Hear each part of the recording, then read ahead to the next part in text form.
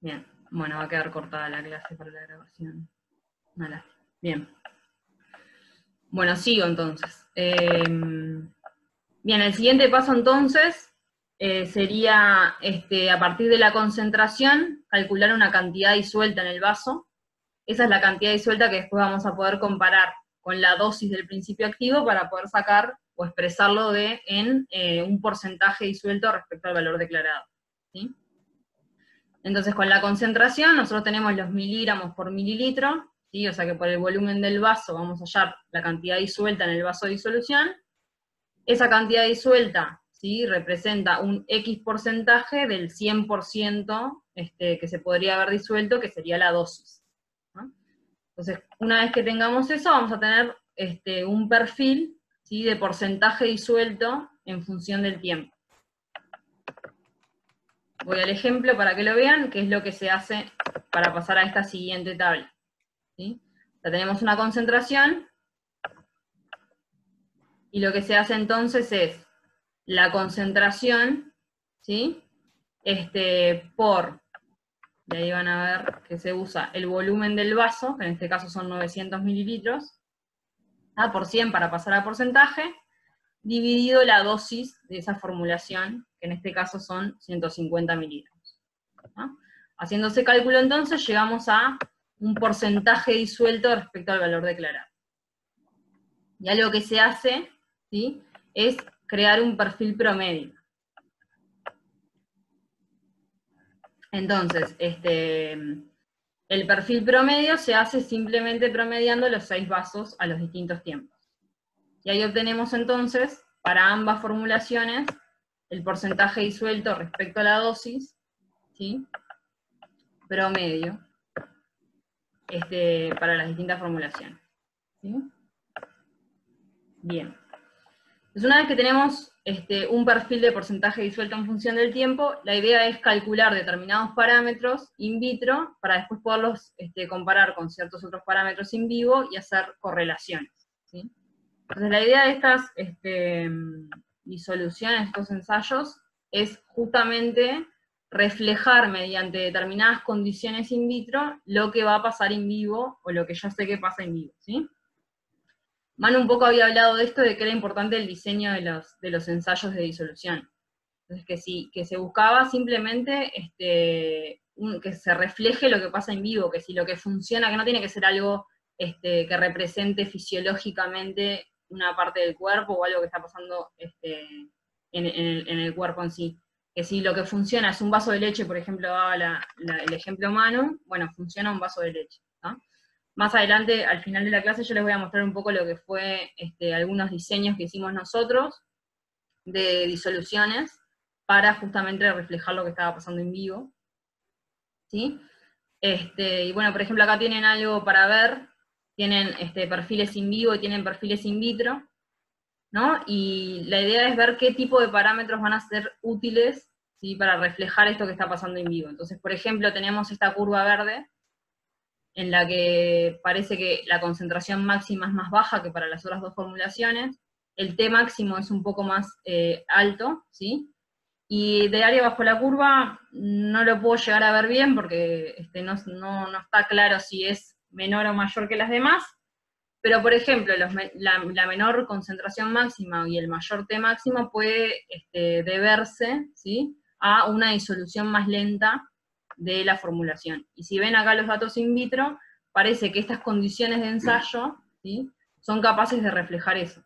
Y ven que la curva verde, ¿sí?, muestra como una disolución más lenta, ¿no?, pero sin embargo ven que se alcanza el mismo porcentaje máximo de disolución, ¿sí?, se llega a disolver toda la dosis. Eso habría que ver si se correlaciona bien con las áreas bajo la curva que se obtienen in vivo. Porque, por ejemplo, que se disuelva la misma cantidad, ¿sí?, al final del ensayo, no quiere decir que in vivo vaya a absorberse toda esa cantidad. ¿Por qué? Porque a lo mejor esta disolución lleva un tiempo largo, ¿sí? Recuerden que in vivo la formulación viene pasando a través del intestino. Y quizás se llega a disolver en una zona donde ya no se absorbe de manera eficiente. Entonces, por más que se llegue a disolver, ¿sí?, la absorción no es completa. Entonces, por ejemplo, quizás si el parámetro que utilizáramos de las curvas in vitro fuese el porcentaje máximo alcanzado, ¿sí?, de disolución, eso no reflejaría la distinta performance que tienen las distintas formulaciones in vivo, ¿no? O sea que es importante elegir parámetros in vitro, ¿sí?, que reflejen lo que está pasando en vivo. Y es importante también que las condiciones del ensayo permitan diferenciar las formulaciones de la misma manera que se diferencian en vivo. Bien. Entonces vamos a empezar un poco a hablar de, vamos a ir un poco más a lo que trata esta clase, sí vamos a hablar un poco de los parámetros de disolución que se pueden obtener. Estos parámetros de disolución que vamos a ver primero tienen un poco que ver con lo que veían ustedes cuando hablaban de nivel C de correlación. Acuérdense que para nivel C de correlación se utilizan parámetros de disolución, como por ejemplo estos que vamos a ver ahora, eficiencia de disolución, el tiempo al que se disuelve el 50% de la dosis, porcentaje de disolución a un cierto tiempo, y eso se correlacionaba con algún parámetro in vivo, como por ejemplo concentración máxima o área bajo la curva, ¿sí? Recuerden que para construir este tipo de nivel, nosotros lo que necesitábamos era 3 formulaciones que tuvieran una performance distinta, ¿sí? Y por lo tanto esto era lo que dificultaba quizás un poco este tipo de nivel. Es un nivel fácil de conseguir en el sentido de que los parámetros que se utilizan son parámetros simples, ¿no?, simples de calcular y simples de obtener, pero se necesitan 3 formulaciones como mínimo que tengan una performance distinta para poder construirlo, ¿sí? Entonces uno de los parámetros, por ejemplo, que se puede utilizar es el tiempo al que se disuelve el 50% de la dosis, ¿no? Otro parámetro que se puede utilizar también es el porcentaje que se disuelve a un cierto tiempo t. Voy a ir ahora, antes de pasar a eficiencia de disolución, a el Excel, ¿sí? Una vez entonces que ya obtuvimos el porcentaje disuelto, ¿sí?, y la curva promedio, podemos empezar a procesar los datos. Voy a ir a la pestaña de procesamiento de datos. Yo acá lo que tengo es copiado simplemente los tiempos de muestreo y los porcentajes disueltos, tanto para la referencia como para el test, ¿no? E hice distintos tipos de cálculos. Ahora los vamos a ir viendo todos, pero el que quiero que vean ahora, que es justamente lo que estábamos hablando, es, por ejemplo, acá se calculó el porcentaje disuelto a 1 hora, ¿no? Simplemente el porcentaje disuelto a 1 hora es, para la referencia, 104.3%, ¿sí?, y para el test, 53.4%, ¿sí? Fíjense que para la referencia, los porcentajes superan el 100%. Esto puede deberse a diferentes motivos, ¿tá? Uno puede ser un poco el error analítico que uno tiene, ¿sí?, en este método de medida, pero también puede ser que el comprimido, algunos comprimidos de los que se testearon tengan un porcentaje, una cantidad, ¿sí?, una dosis un poco mayor al 100%. Acuérdense que para hacer la dosificación hay un cierto intervalo de porcentaje que se permite, ¿tá? Y por lo tanto, este porcentaje en realidad estaría dentro de ese rango permitido, así que podría deberse tanto a un error analítico como a que los comprimidos presentan un poco más de dosis de la que declaran como promedio de dosis que se tiene, ¿sí? Pero en fin, lo que veíamos era, por ejemplo, este parámetro, ¿sí?, que sería el porcentaje disuelto a 1 hora. También podríamos haber utilizado el porcentaje disuelto a la media hora o el porcentaje disuelto a los 20 minutos, ¿sí?, dependiendo de lo que se correlacionara mejor después para hacer justamente las correlaciones de nivel C. Pero por ejemplo acá tienen el porcentaje disuelto a la hora. Otra cosa que se podía calcular y que vimos en la diapo es el tiempo al que se alcanza el 50% de la disolución, que por ejemplo acá, para verlo bien fácil, en el producto test, ¿sí?, hay una medida que es más o menos 50%, y el tiempo son 0,5 horas, o sea, media hora, ¿sí? Bien, entonces serían 2 parámetros que se podrían utilizar mucho para hacer una correlación del tipo C. Otro parámetro que también se utiliza bastante es la eficiencia de disolución. La eficiencia de disolución se define como el área bajo la curva entre 2 tiempos, ¿sí?, expresada como un porcentaje respecto a si se disolviese el 100%. Entonces, ¿qué es lo que está indicando la eficiencia de disolución? Vamos a verlo en esta siguiente diapositiva. Es el área bajo la curva, ¿sí? Entre dos tiempos, ¿sí? Sobre el área bajo la curva de si se hubiese disuelto el 100% de esa formulación.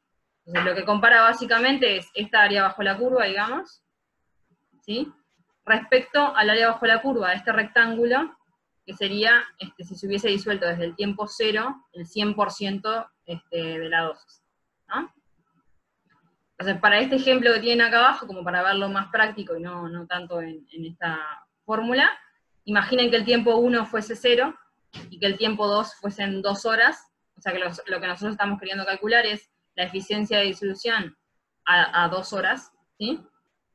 Entonces lo que se haría es el área bajo la curva, de la curva de porcentaje disuelto en función del tiempo, de 0 a 2 horas, ¿sí? Que es lo que ven acá arriba, sobre el área de este rectángulo, que es 100, ¿sí? Perdón, 100, por la diferencia de tiempos, que en este caso son 2 horas. ¿Ah? Por eso ven que la eficiencia de disolución, en este caso, sería el área bajo la curva de 0 a 2, sobre 100 por 2. ¿Sí? ¿Alguna duda de eficiencia de disolución? Bien, sigo. Tenemos acá entonces, en el Excel, voy a ir al Excel, para que vean cómo se calcula la eficiencia de disolución. Dijimos que lo primero que íbamos a necesitar entonces es el área bajo la curva, ¿sí? Ese porcentaje disuelto en función del tiempo. Esto es esta columna que ven acá, el área bajo la curva del porcentaje disuelto. Por ejemplo, acá son los distintos trapecios. No sé si recuerdan de forma cocinética cómo se calcula el área bajo la curva mediante el método de trapecios. ¿Alguien se acuerda? ¿Quieren que lo repasemos? Bien. Supongo que se acuerdan más o menos, pero el área bajo la curva se puede calcular por el método de trapecios. El área de un trapecio es base mayor, ¿sí? Más base menor, dividida la altura, ¿sí? 2 por la altura. Entonces, en ese caso, lo que vamos a hacer entonces es el porcentaje disuelto en cierto tiempo, más el porcentaje disuelto al tiempo siguiente, ¿sí? Por la diferencia de tiempos dividido 2. Esto sería el trapecio de 0 a 0.25 horas. ¿Ah? Bien.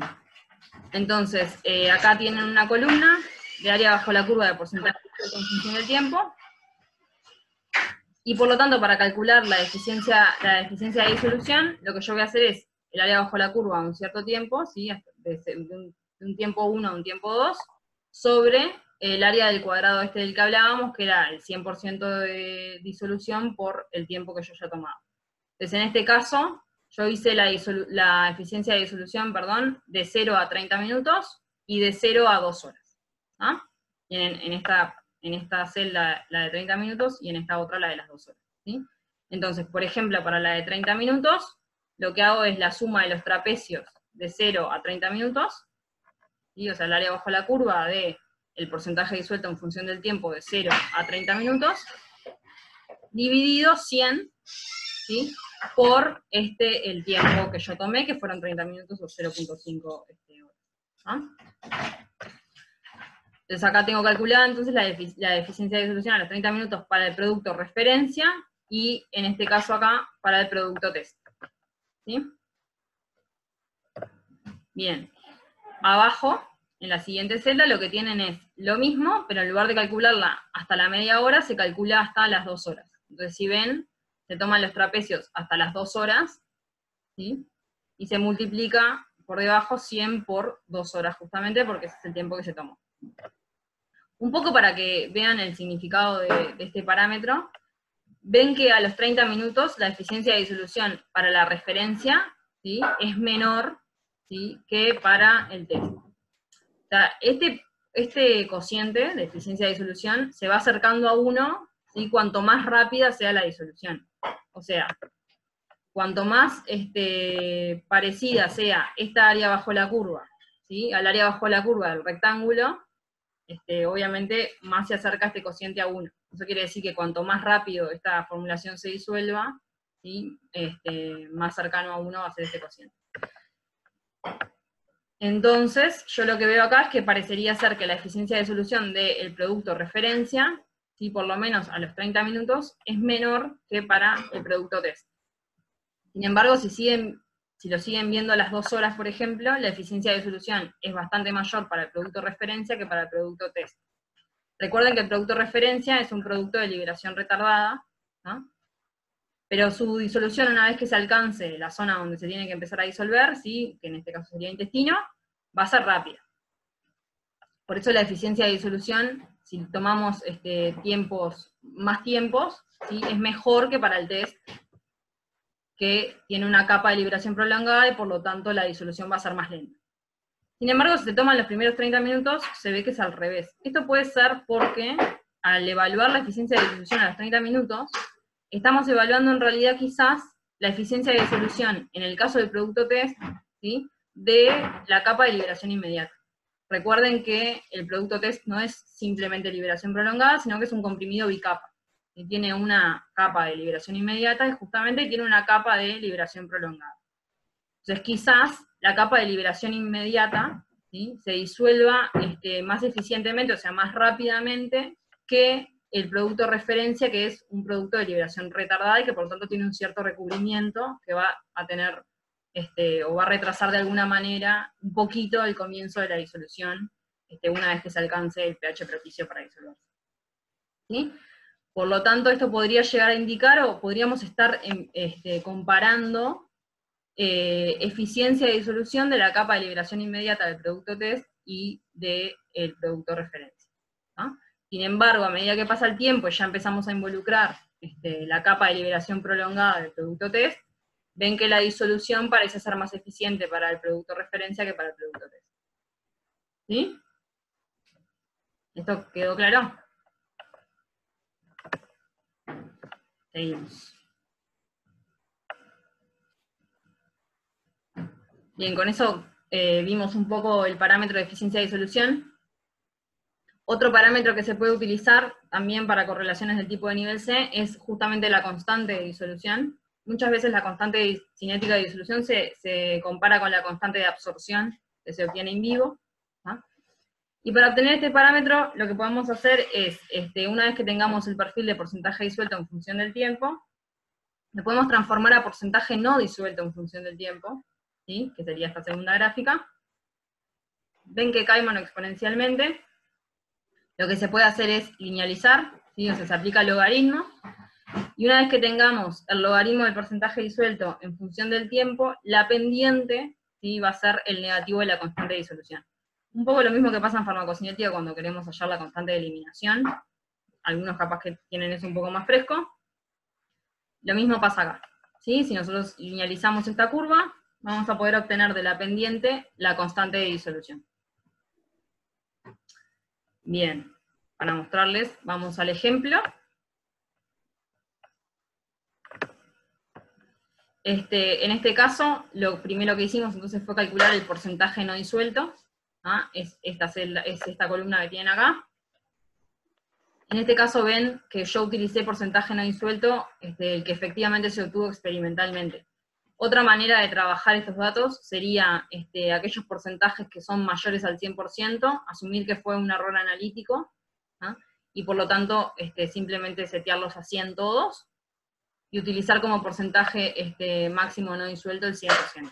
¿No? Esa sería otra manera de procesarlo, que si van a la pestaña de procesamiento de datos 2, van a ver que está procesado de esa manera, ¿no?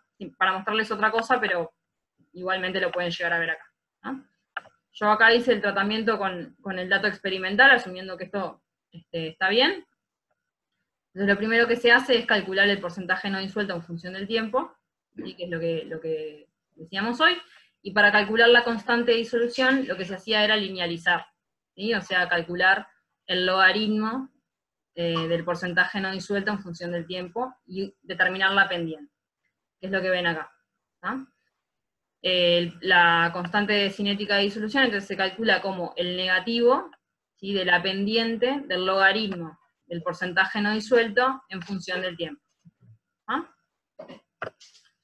Acá tienen entonces la constante de disolución para el producto referencia y la constante de disolución para el producto test. Fíjense que yo no puedo usar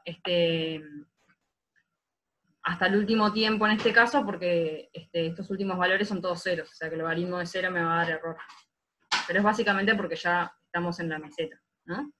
Por eso utilicé solo esto. Sin embargo, para el producto test, sí, puedo utilizar todos los tiempos, y quizás esta sea una mejor aproximación de la constante de disolución de esta formulación. Ven que la constante de disolución, en este caso, es más chica que para el producto referencia, lo que tiene sentido, ¿sí? Porque el producto referencia se disuelve bastante más rápido que el producto test, obviamente. ¿Ah? Este puede ser entonces otro parámetro in vitro que se utilice para hacer correlaciones del tipo de nivel C. Y como les dije, nosotros incluso hemos hecho algunos tipos de correlaciones con fluornitazepam, en las que se utilizaba la constante de disolución y se correlacionaba con la constante de absorción in vivo. Bien. Seguimos. Esto, hasta ahora vimos nivel C. Otro nivel de correlación que se puede utilizar es el nivel B. Si recuerdan, para nivel B se necesitaba un poquito más de información, ¿no? Por eso es como un nivel más de correlación. Y uno de los parámetros in vitro que se puede utilizar es justamente el tiempo medio de residencia in vitro, ¿no? Y comparar este tiempo medio de residencia in vitro con el tiempo medio de residencia in vivo. Bien, habían visto en una diapo con mano más o menos cómo se calculaba el tiempo medio de residencia in vitro. Se fijan, es el área bajo la curva del porcentaje no disuelto por T sobre el área bajo la curva del porcentaje no disuelto, ¿no? Para calcularlo en realidad se puede utilizar de nuevo trapecios. Acuérdense que el área bajo la curva se puede aproximar mediante la suma del área de los trapecios, lo que veníamos viendo hoy, ¿no? Entonces se hace la sumatoria de los trapecios, ¿sí? De la curva del porcentaje no disuelto por T, sobre la sumatoria de los trapecios del porcentaje no disuelto, de la curva del porcentaje no disuelto. Lo que ven acá es una extrapolación, ¿no? Como ven, para hacer el tiempo medio de residencia in vitro, se hace el área bajo la curva de 0 a infinito, ¿sí? Y los trapecios van de 0 al tiempo que yo tenga de muestreo. El resto del área, ¿sí? Se puede llegar a aproximar o se puede llegar a extrapolar de esta manera, ¿no?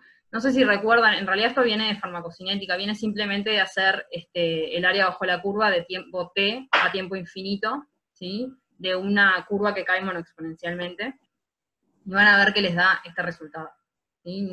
Si no, pueden ver en farmacocinética cómo se hacía, pero viene simplemente de ahí. Entonces esta es la manera de extrapolar lo que el área bajo la curva, que quedaría desde el último tiempo de muestreo hasta infinito, ¿sí? Acá arriba para la curva de porcentaje no disuelto por T, y acá abajo para la curva, del porcentaje no disuelto. Entonces los datos que yo voy a necesitar son la constante de disolución, que ya vimos cómo calcularla, ¿sí? Y las áreas bajo la curva de la curva de porcentaje no disuelto por T y de la curva de porcentaje no disuelto. Bien. Esta extrapolación en realidad va a ser necesaria siempre y cuando yo no haya alcanzado, ¿sí? El 100% de disolución en el último tiempo de muestreo que yo tengo. Si yo ya en el último tiempo de muestreo que tengo alcanzo el 100%, obviamente la extrapolación no va a ser necesaria, ¿sí? Porque mi curva va a llegar a 0. Y vamos a verlo ahora con el ejemplo, ¿sí? Que tenemos la referencia que justamente llega al 100% de disolución y el test que no. Entonces voy al ejemplo.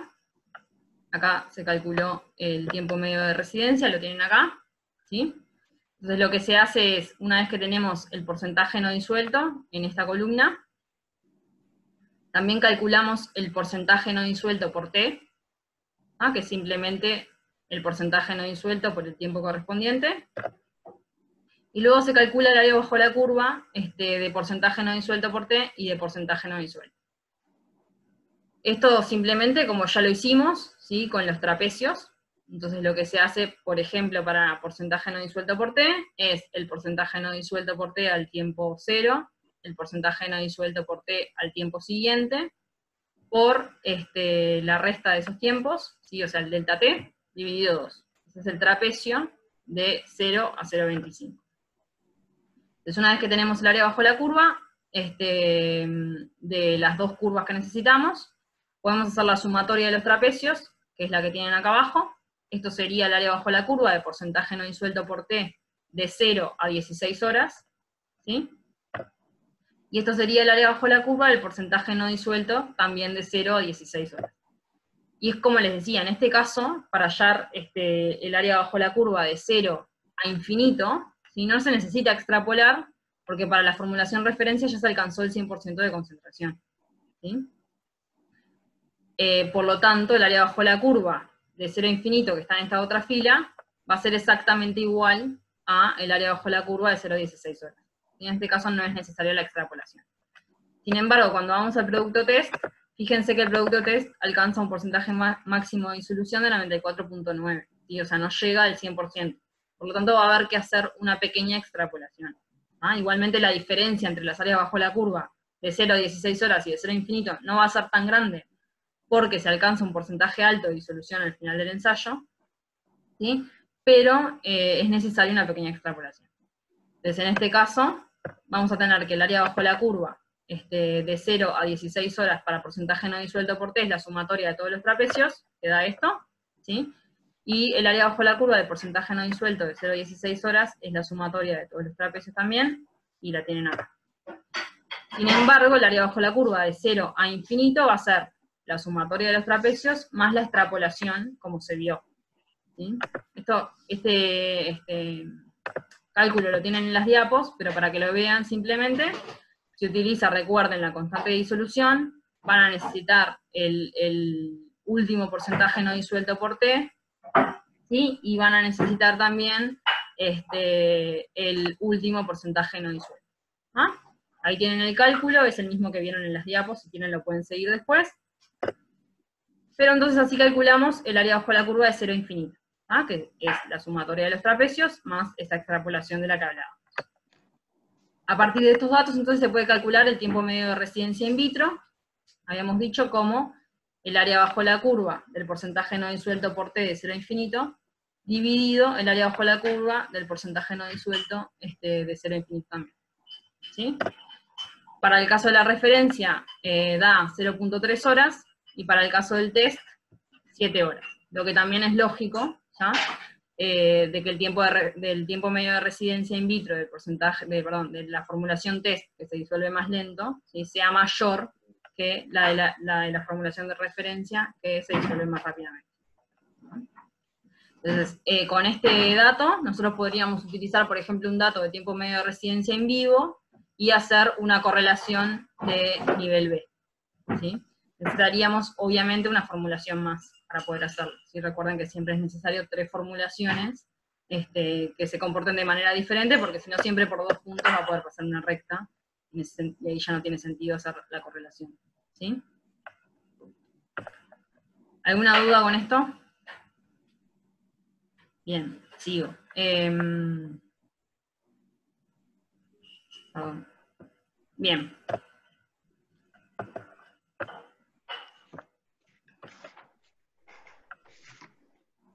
Perdón. Ahí está. Bien, para todos estos parámetros que nosotros vimos, siempre se puede hacer un cociente test sobre referencia, ¿sí? Por ejemplo, para la eficiencia de disolución, se puede haber calculado, ¿sí? La eficiencia de disolución, no para el perfil promedio, sino para cada uno de los vasos. Acuérdense que nosotros teníamos 6 vasos, 6 comprimidos, ¿sí? Se puede calcular, por ejemplo, la eficiencia de disolución para cada uno de los 6 vasos, ¿sí? Hacer un promedio de esos 6 vasos, hacer entonces un cociente, para test referencia de eficiencia de disolución, y calcular en base a esos 6 vasos un error estándar, ¿sí? Luego, con ese error estándar, calcular un intervalo de confianza. Esta sería una manera de comparar formulaciones, ¿sí? Mediante intervalos de confianza, como por ejemplo hacemos cuando hacemos la bioequivalencia, hacemos el cociente de áreas bajo la curva, o el cociente de concentraciones máximas. Entonces, esto se los voy a mostrar más adelante en realidad, cuando vea un complemento de Excel que se puede utilizar para hacer este tratamiento de datos, pero ténganlo ahí presente de que se pueden comparar los perfiles haciendo lo mismo que se hace en bioequivalencia cuando se comparan áreas bajo la curva o concentraciones máximas, ¿sí? Otra forma de comparar perfiles, que también lo vieron con Manu en la clase del miércoles, es utilizar factores de correlación. ¿Ah? Estos factores de correlación en general se utilizan más que nada cuando se comparan formulaciones de liberación inmediata, pero acá lo vamos a calcular igual. El F2, ¿sí? Es uno de los más utilizados, acuérdense que también estaba el F1, yo les voy a calcular solamente el F2 por ser más utilizado justamente. Este factor va de 0 a 100, ¿sí? Y habíamos dicho que tomaba valores cercanos a 100 cuando los perfiles son más parecidos, ¿sí? Acuérdense que el 50, que sería como la mitad del rango, refería a dos formulaciones que tuviesen en promedio una diferencia del 10%, ¿no? Eso es un poco por cómo está expresado el factor. Y acá tienen el cálculo cómo se hace, ¿sí? Y vamos a ir un poco viendo qué es cada cosa. Acá tienen RT, esto significa el porcentaje disuelto de la formulación referencia a un cierto tiempo t. Este es el porcentaje disuelto de la formulación test a un cierto tiempo t. Este WT que aparece acá, en realidad es un factor de ponderación, se puede utilizar o no, dependiendo de si yo le quiero dar más peso a la diferencia que hay a un cierto tiempo de muestreo o no, ¿sí? En nuestro caso vamos a usar no vamos a usar este factor de ponderación y por lo tanto es como si lo igualáramos a 1. ¿No? En general se utiliza de esa manera. Es simplemente para dar una flexibilidad más. Bien, el n es el número de puntos que se utiliza, o sea, el número de diferencias, ¿sí? Que se utilizó para calcular el factor. Y creo que no hay nada más para explicar de la expresión. ¿Cuántos puntos se utilizan? Lo vieron un poco con Manuel también. En realidad, acuérdense que se exigía mínimo 3 puntos, ¿sí? Para poder calcular este factor, y que además no se puede utilizar más de un tiempo, ¿sí? Posterior a que se haya alcanzado el 85% disuelto de la formulación referencia. Esto se hace porque una vez que los perfiles ya llegan más o menos a porcentajes altos de disolución, sería como medio tramposo, medio mentiroso compararlos, ¿sí? Porque cada vez el factor se va a ir acercando más a 100, cuando quizás no son similares los productos. ¿Ah? Entonces, ¿cómo esperan que sea el F2 entre estas dos formulaciones? Recuerden que 0 sería nada parecidas y 100 idénticas. ¿Cómo piensan que va a ser el F2? ¿Alguna idea?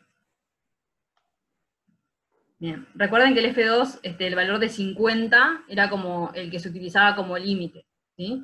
Si el F2 es mayor de 50, entonces las formulaciones son similares, y si el F2 es menor de 50, las formulaciones tienen una performance diferente. En este caso, que son dos formulaciones muy diferentes, ¿sí? Es una formulación de liberación retardada, recuerden, y una formulación bicapa, es esperable que el F2 sea entonces menor que 50, ¿sí? Que de hecho lo van a ver en el ejemplo.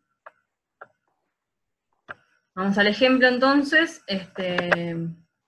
Acá tienen el cálculo de F2 en esta fila, ¿sí? Yo lo calculé de 0 a 60.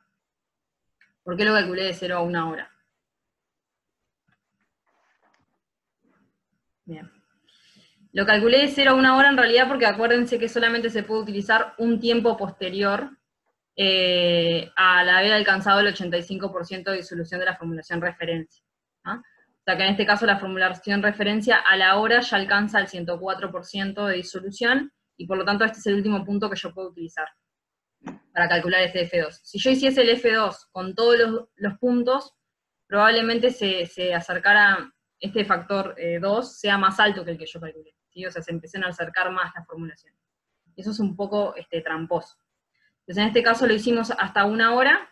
¿Ah? Acá tienen el cálculo del F2.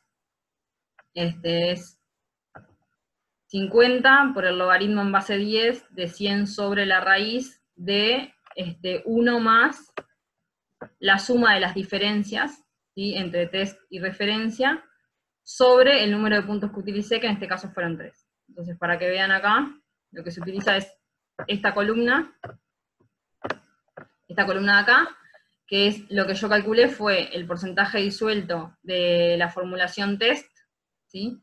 Menos el porcentaje disuelto de la formulación referencia al cuadrado, ¿sí? Para estos 3 tiempos, 0,25 horas, media hora y 1 hora. ¿No? O sea que utilicé 3 puntos. Fíjense, esos son los datos que utilizo. y de esa manera calculo el F2. ¿Ah? El F2, como ven, da 20, bastante menor de 50, lo que era esperable, ya que son dos formulaciones muy distintas. ¿Ah? Bien. ¿Quedó claro eso del F2? Asumo que sí. Una cosa que les quería mostrar en realidad antes de pasar a lo último que quería ver, que era lo del porcentaje absorbido, o sea, correlaciones, para hacer correlaciones del tipo de nivel A, ¿no? Pero antes de ir ahí, quería mostrarles, hasta ahora lo que venimos haciendo es todo manual, ¿sí? O sea, nosotros venimos trabajando con el Excel de manera manual haciendo cálculos mediante funciones, ¿no? Pero existe un complemento de Excel que hay que bajarlo, yo capaz que les dejo, algunos ya se los mandé por mail, pero capaz que les dejo en el área, perdón, en el aula un artículo de cómo utilizar este complemento, por si lo quieren utilizar y lo quieren bajar, pero es un complemento de Excel que se llama DD-Solver, ¿no? Este complemento en realidad sirve para procesamiento de datos in vitro, y lo que tiene de interesante es que hace mucho más fácil estos cálculos, ¿no? Imagínense que cada vez que nosotros tenemos que hacer un tiempo medio de residencia, o cada vez que hay que hacer un F2, ¿sí? Hay que hacer unos cálculos medios engorrosos. Se pueden hacer, son fáciles, pero son medios engorrosos en cuanto a área bajo la curva, en cuanto a extrapolaciones, etcétera, etcétera. Entonces, este complemento, que se llama DD-Solver, facilita un poco todo lo que es estos cálculos. Entonces voy a ir a esta pestaña que se llama Procesamiento de DD-Solver, ¿no? Y acá lo que le quería mostrar es, es lo mismo, ¿sí? Tienen los mismos datos que ya vimos para la formulación test, para la formulación referencia, el perfil promedio de porcentaje disuelto en función del tiempo, y los porcentajes disueltos para cada uno de los vasos, ¿sí? Y van a ver, esto quizás ustedes no lo vean porque no tienen, cuando bajen, este Excel, quizás no lo lleguen a ver y les aparezca acá algo como un error, porque no tienen el complemento de DD-Solver. Pero una vez que lo tengan, que les va a aparecer en esta pestaña de complementos, ¿sí? Una vez que lo tengan, van a poder ver estos cálculos, ¿no? Pero lo que tiene este complemento es que tiene asociadas ciertas funciones, ¿no? Entonces, uno puede hacer el cálculo, por ejemplo, de tiempo medio de residencia, de manera tan simple como llamando la función de tiempo medio de residencia, ¿sí?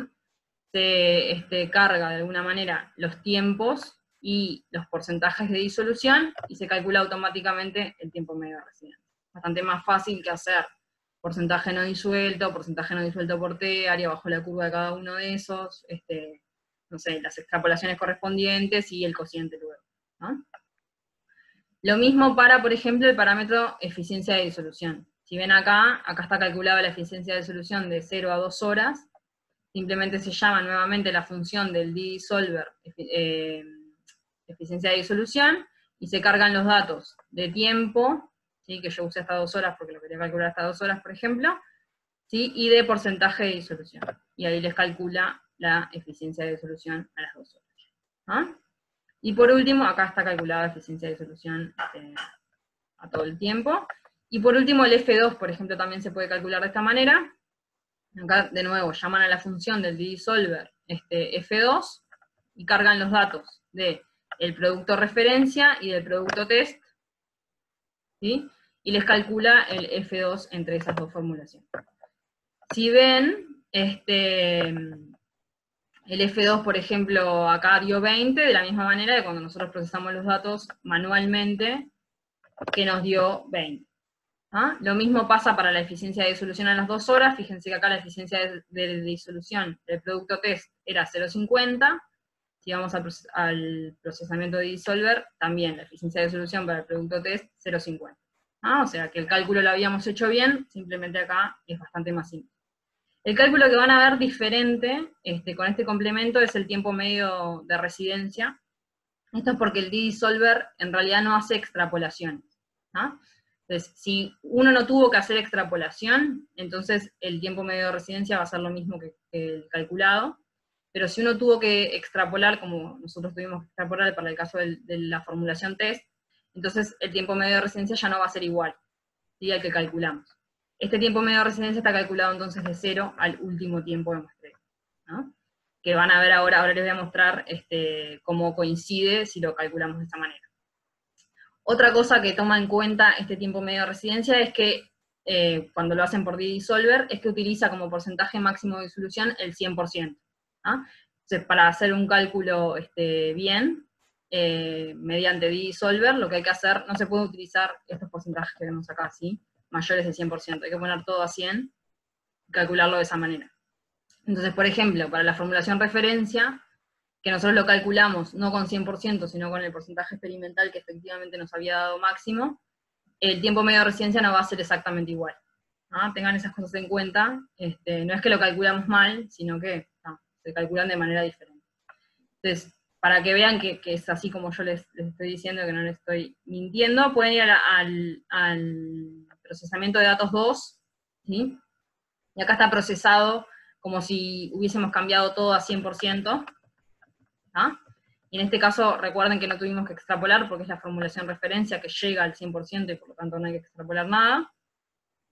Y ven cómo el tiempo medio de residencia calculado manualmente es exactamente igual al calculado con la función de D-Disolver. ¿Ah? Ahí ven que es igual. ¿Por qué? Porque usé el 100% de disolución y porque no tuve que extrapolar. Lo mismo para el producto test. ¿Ah? Este es el tiempo medio de residencia calculado manualmente. Recuerden que para el D-Disolver no se hace extrapolación, por lo tanto voy a utilizar las áreas bajo la curva de 0 a 16 horas, que son estas que aparecen acá, y no las que están debajo, que son las de 0 a infinito. ¿Ah? Entonces, usando esas áreas bajo la curva, ¿sí? Ven que el tiempo medio de residencia que se calculó con D-Disolver es exactamente el mismo. ¿Ah? Bien. Entonces, mediante este complemento ven que los cálculos son bastante más sencillos de hacer. Yo les voy a dejar un ejercicio para la próxima clase, para el viernes. Si alguno tiene ganas, puede bajarse el D-Disolver en Excel y facilitarse estos datos, cálculos, o lo hacen manual, es lo mismo, como ustedes quieran. ¿Tá? Y por último en esta pestaña, ¿tá? Ya que es más fácil hacer los cálculos de esta manera, lo muestro en esta pestaña.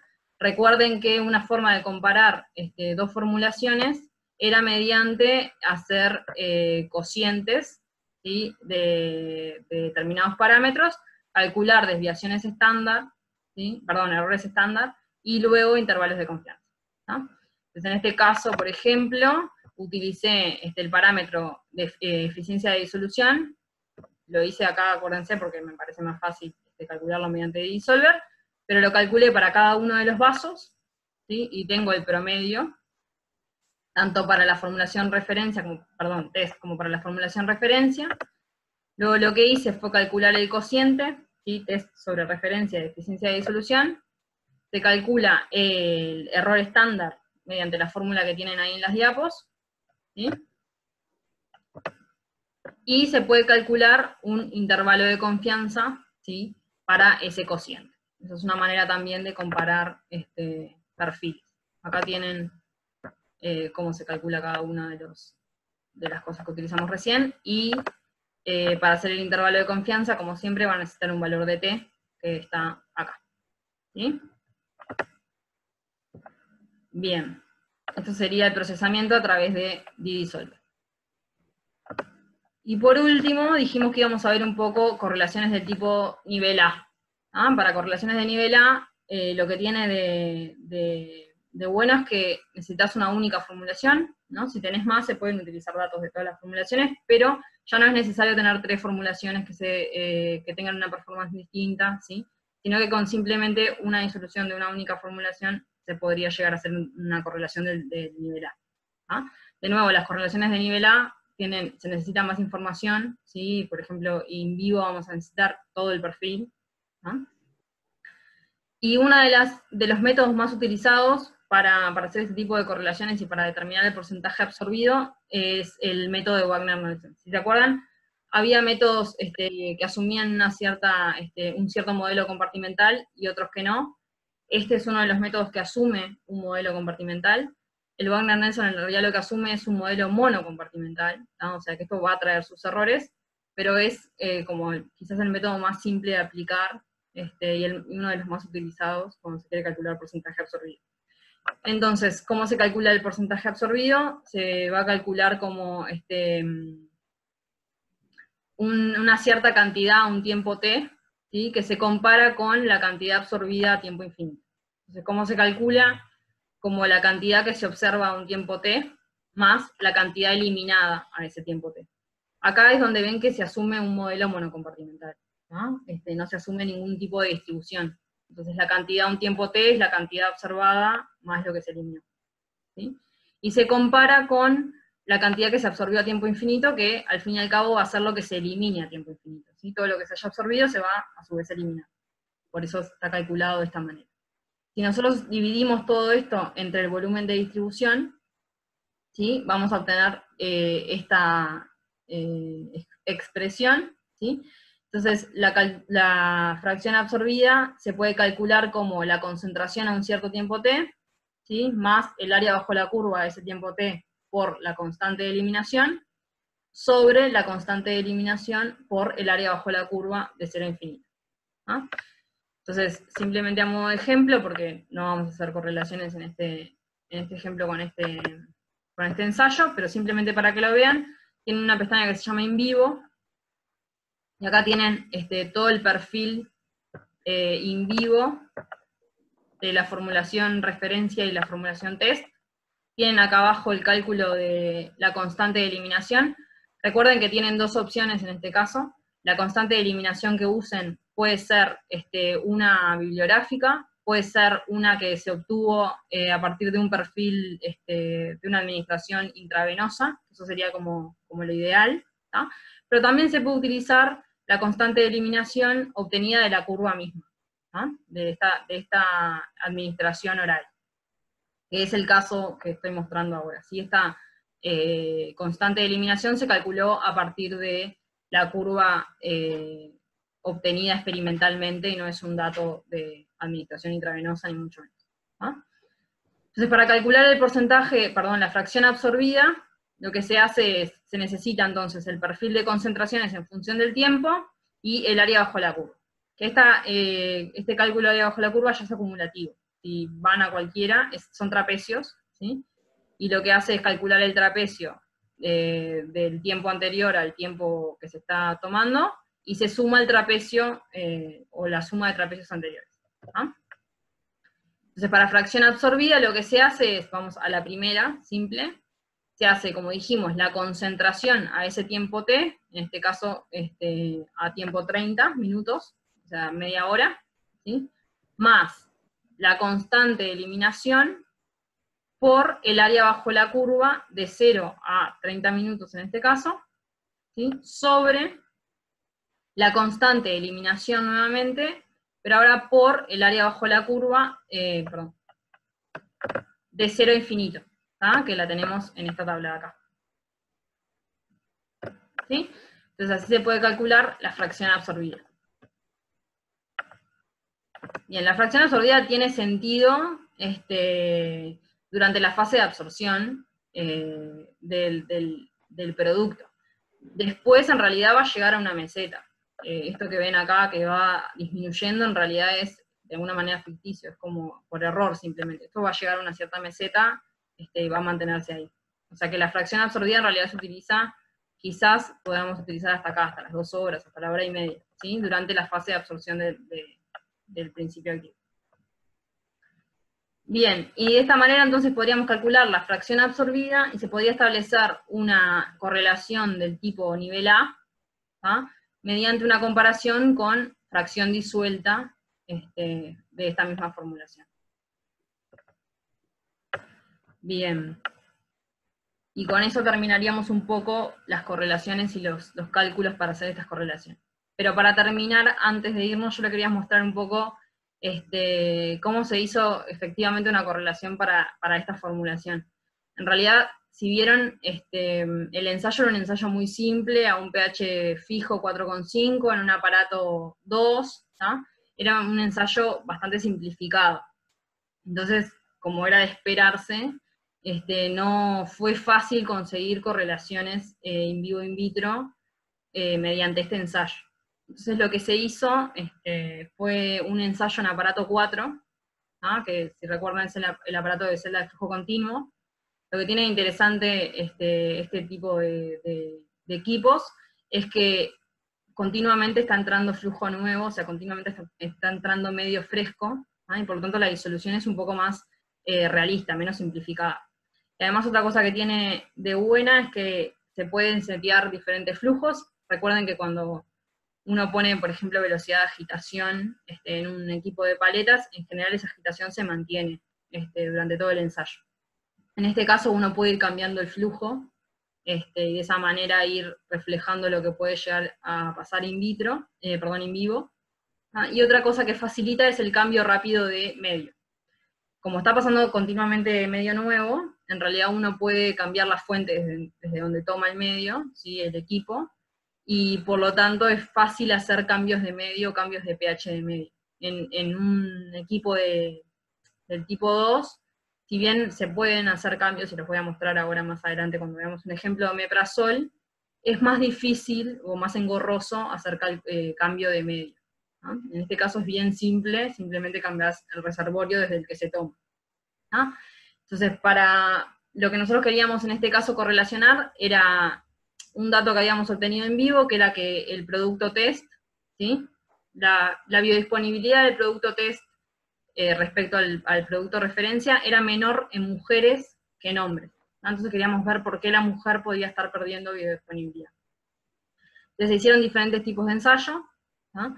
En este equipo 4 que dijimos de celda de flujo continuo, y se fueron haciendo o reflejando diferentes cosas que queríamos imitar de lo que estaba pasando en vivo. Como les dije, en realidad, cuando haces un diseño experimental de este tipo, no necesariamente tiene que ser algo que está pasando fisiológicamente. Si, como dijimos, ¿no? Si servía un vaso de leche, servía un vaso de leche. Sin embargo, lo que pasa fisiológicamente, obviamente, es una buena guía para empezar a diseñar el ensayo. Y de esa manera es que en general se empieza y así nos manejamos nosotros.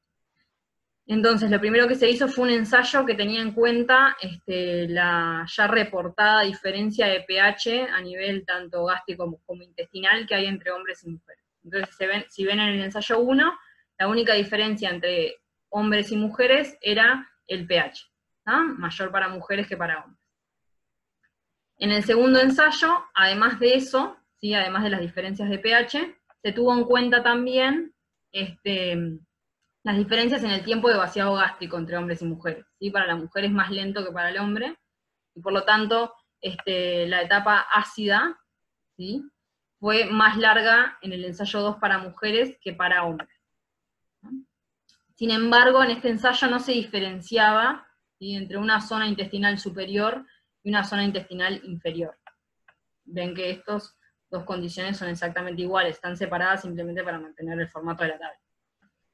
Y luego en el ensayo 3, que creemos que es el más completo y que van a ver obviamente que fue el que se utilizó al fin y al cabo para hacer la correlación, no solo hay diferencia de pHs, ¿sí? Entre hombres y mujeres, no solo hay diferencia en el tiempo de vaciado gástrico, sino que también se diferencian las distintas zonas del tracto gastrointestinal, ¿sí? Una zona gástrica, una zona intestinal superior y una zona intestinal inferior, ¿tá? ¿Cómo se diferencian? Simplemente por los pHs. Ven que a medida que se va avanzando, entre comillas, en el tracto gastrointestinal, el pH va aumentando, ¿ah? Otra cosa que no les comenté, que se utiliza tanto para ensayo 2 como para ensayo 3, es que hay diferencias en el flujo que se utiliza en la etapa gástrica, ¿tá? Entre hombres y mujeres. Esto de alguna manera imita o quiere reflejar la diferencia de peristaltismo que puede haber entre hombre y mujer, ¿tá? Siendo mayor para hombres que para mujeres. Entonces este ensayo 3 en realidad es como bastante completo, ¿sí? Toma en cuenta bastantes diferencias entre hombres y mujeres, y obviamente este ensayo fue el que se terminó utilizando para hacer una correlación in vivo in vitro. Entonces acá tienen los resultados de porcentaje disuelto en función del tiempo para este ensayo número 3, ¿sí? Para el producto test, para el ensayo que imitaba a los hombres y para el ensayo que imitaba a las mujeres. Y este fármaco en particular es un fármaco ionizable, y por lo tanto el porcentaje disuelto quizás no reflejaba completamente lo que es la absorción a nivel in vivo. Entonces lo que se hizo es, a partir de estos porcentajes disueltos, y teniendo en cuenta el logaritmo D, ¿sí? El log D, el valor de log D para los distintos pH que se utilizaron, se calcula en realidad un porcentaje de distribución a N-octanol, que de alguna manera imitaría lo que efectivamente se podría permear o absorber, ¿sí? Esto, acá a la izquierda tienen la gráfica de justamente el porcentaje de criptoprofeno en N-octanol, ¿sí? Calculado a partir del porcentaje disuelto y el log D al pH correspondiente, en función del tiempo. Y ven que se ve lo que veíamos in vivo, ¿sí? Que era una diferencia entre la biodisponibilidad que se obtenía en mujeres, que era menor que para los hombres. Estos son los resultados in vivo a la derecha, ¿no? Ven que el comportamiento es similar. Entonces, de esta manera se pudo obtener de alguna forma una correlación, ¿no? En que llevó un ensayo un poco más complejo, ¿sí? Con otro tipo de diseño, y además también se necesitó considerar la ionización del principio activo. Otro ejemplo, para terminar de hablar de diseño, ¿sí? De ensayos, es uno que estamos haciendo en realidad ahora recientemente, que es de omeprazol. Y acuérdense que yo les había comentado que en realidad en aparato 4 es bastante más simple hacer cambios de medio. Sin embargo, acá este es un ejemplo de un ensayo en aparato 2 en el que también hacemos una especie de cambio de medio, ¿no? Entonces lo que se hace para omeprazol, el omeprazol en general, estos son dos formulaciones, cápsulas con microgránulos recubiertos. El omeprazol a pH ácido, o sea, pH gástrico, se degrada, entonces por lo tanto en general tiene recubrimiento entérico, ¿sí? Entonces lo que se hace en este ensayo es, vamos a ir primero a este que llamo dosis única y vamos a ver por qué, ¿sí? Pero en este primer ensayo lo que se hace es tener una etapa ácida, ¿tá? Que imitaría la residencia de la formulación a nivel estomacal, ¿tá? Por 60 minutos, ¿sí? A un pH 1.2. Y se utiliza 500 mililitros de este medio, ¿no? La idea es que a este pH, en esta etapa ácida, justamente el producto no se disuelva, ¿no? Porque recuerden que tiene recubrimiento entérico y la idea es que no se logre ningún tipo de disolución, porque se degradaría a este pH. Entonces luego de estar 60 minutos a pH 1.2, se agrega una cierta cantidad de otro medio, que en este caso van a ser 400 mililitros, de manera de obtener un volumen final de 900 mililitros, ¿no? Y se agrega un medio a un cierto pH que logre que el pH resultante final sea 6,8. ¿no? Entonces va a haber una primera etapa ácida de 60 minutos a pH 1.2, y una segunda etapa básica, ¿sí? Cuyo volumen final es 900 mililitros y pH final resultante 6,8. Este ensayo se continúa hasta llegar a los 150 minutos, ¿no? O sea que ven que también de alguna manera un poco más grotesca, quizás, se llega a hacer un cambio de medio también en equipo USP2. En realidad, perdón, en este caso es USP1, ¿sí? Porque no se utilizan paletas, sino que se utilizan canastos. Bien, y lo que nosotros quisimos imitar, ¿ah? Es lo que también podría estar pasando en vivo cuando se da una dosis múltiple. Esto sería para una dosis única, ¿ah? Sin embargo, cuando está hablando de un tratamiento crónico con omeprazol, ¿sí? Que justamente lo que hace es cambiar, ¿sí? O modificar el pH a nivel gástrico, este ensayo quizás no sea tan representativo de lo que está pasando en un tratamiento crónico. Entonces, para imitar esas condiciones, el ensayo se cambia un poco, y lo que se hace justamente es aumentar el pH de la etapa ácida, que si ven en el caso de la dosis múltiple, entre comillas, ¿sí? Es 4 en lugar de 1.2. ¿no? Entonces, acá ven cómo se puede diseñar ensayos de distinta manera para lograr reflejar lo que sabemos que pasa en vivo, o para después poder predecir lo que va a pasar en vivo, simplemente mediante un ensayo de disolución. Bueno, con eso terminamos. ¿Tienen alguna duda?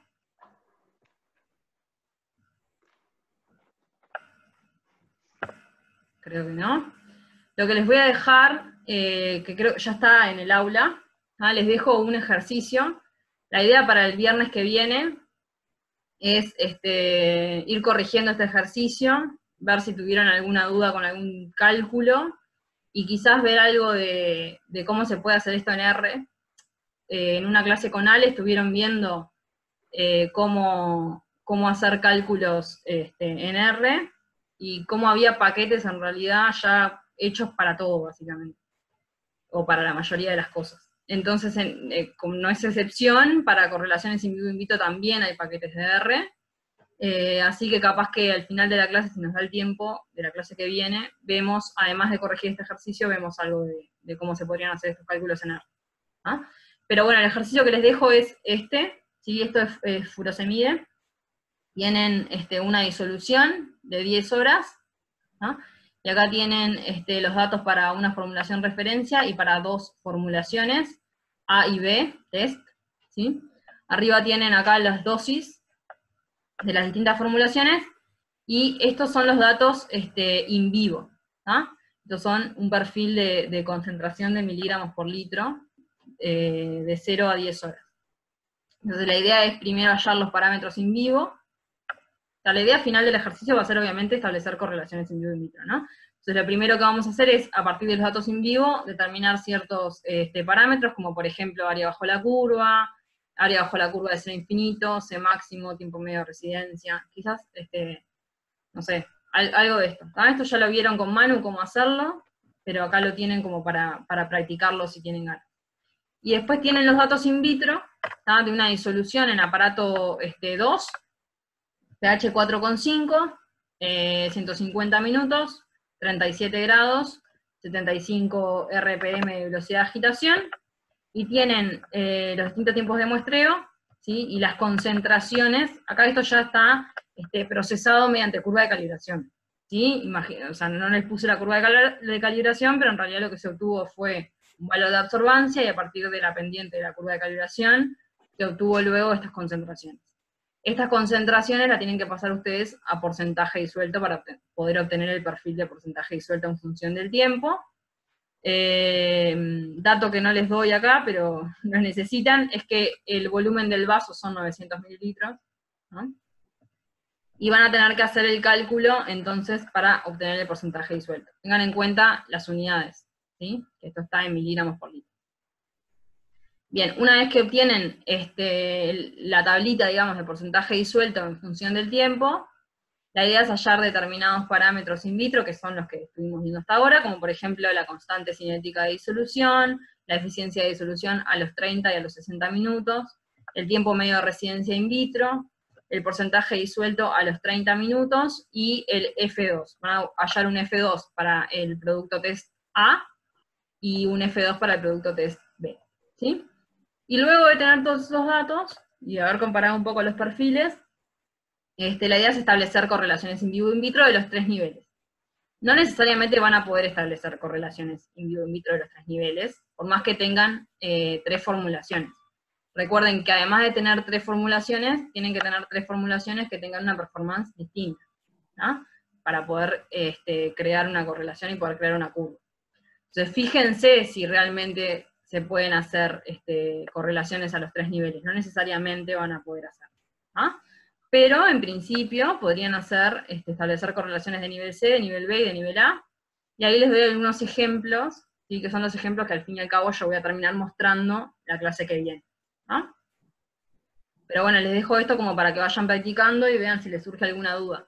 Si para hacer estos cálculos quieren bajarse el complemento de Excel del que hablábamos, el D-Solver, para facilitar algunos cálculos, yo les dejo este artículo que les comentaba, para que ustedes lo puedan hacer. Si no, se puede hacer manualmente como lo hicimos hasta ahora. Y con esto entonces seguimos el viernes y lo terminamos. ¿Alguna duda o algo que quieran consultar? ¿No?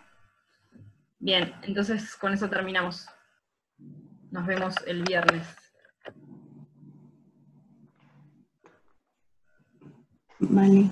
Bueno, chao.